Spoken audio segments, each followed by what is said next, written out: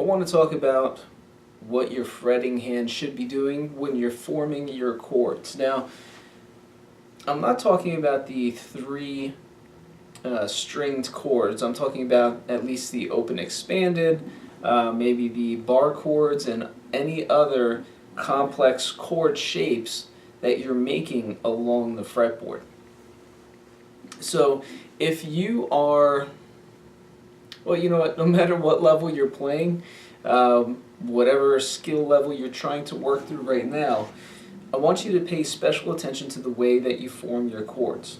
One of the biggest points of frustration is switching between chords. Okay, how can you switch chords quickly and effectively and make it happen for you in a way that you almost don't have to think about it, but instead you're actively switching when you need to switch in order to make a song sound like it should, without delay, just happening right on time, every chord switch happening right when it needs to. How do you do that? Well, one of the most effective ways that I personally found to be able to accomplish this is by paying attention to how your hand hits the fretboard when you're going to make your chord. Now, I'm going to use the example of playing a C chord shape. A C chord shape, we're looking at the starting from the first string onto the sixth, the open string, first fret on the second string, open third string, second fret fourth string, third fret fifth string, and nothing on the sixth string. So that is our C chord. Now, if I have to jump around and try and figure out how to land on the C chord quickly from wherever it is that I'm playing, doesn't matter where, maybe I'm doing a bar chord up here, maybe I'm doing an open chord here, how do I quickly switch to that C chord? Well, what I do two things. All right. The first thing I do is whenever I'm switching chords, I'm keeping my fingers very, very close to the strings. Okay, I'll show you just kind of a quick example of what that looks like. So I'm playing a G chord, playing a C chord, D chord, E minor. Okay, so I'm keeping my fingers very, very close to the strings. The other thing that I'm doing is I'm preparing, or I'm setting up these chords from the physically top uppermost location of the guitar on downward. So I'm starting basically from the sixth string going down to the first string. Why do I do that? I'm going to show you the example right here. We're going to go to a side view again. Okay, so when I go to form a chord, if I climb up this way to make the chord happen, it's going to take me a second or two to get all my fingers in place, and they might actually kind of miss the mark. I might be hitting the wrong location. Now what happens is if I go from the top down, okay, all of my fingers kind of close in right away. They close in together. Right? That's not because of necessarily years of experience or anything like that. That's just how the muscles in the hand work. Okay.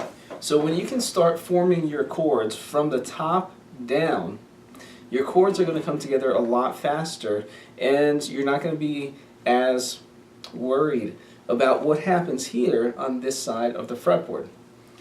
Okay. That's important because what you want to focus on more than the chords, I mean the chords are obviously important, but you want to get that worry out of your mind because you want to learn how to actually strum the song that you're trying to play. Okay? Because I can take a C, an F, and a G and play it many different ways. You know, let's say if I take the C, F, G. Okay? I can make that a song. Right? Or I can add a little bit of rhythm to it.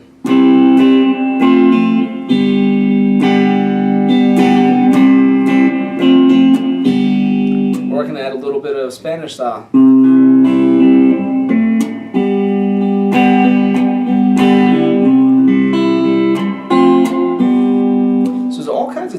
ways that I can strum the song. And if I am worried about what's going on down here, if my mind is focused on what's happening here, then this hand is not going to be working right for my song. So that's what I want you to practice first. The very first thing I want you to do is to work through the different chords, right? Just go through the different chords that you know. Implement those two things that I'm talking about. So the two things are keeping your fingers close to the fretboard as possible, close to the strings as possible. Now, of course, when you're switching chords, you do want to lift off of the strings, but not very much, like just a little. So there's just a little bit of tiny space between your fingers and the strings. Because otherwise, I'm going to be making all kinds of string noise. I don't know if you can hear it or not, but there's going to be a lot of string noise and string talk is what it's called if I'm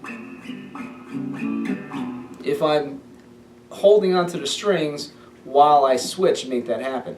However, if I lift my fingers up just a little bit to make the switch, and then I move from the top of the chord on down to the bottom of the chord, it's going to make a huge difference in how my chord transitions happen.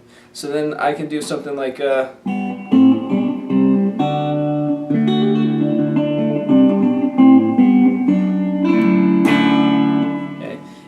I'm not worried about it too much because I have an idea of where I need to go, and I'm moving from the top down and keeping my fingers close. So that's really it. That's what I want to emphasize is the very first thing that you do is go through those chord progressions, play around with them before we get into any kind of strumming. This is essentially going to be your warm-up, you know, what you want to take about 5 minutes to do before you jump into any of the strumming patterns that you're going to be working with this month.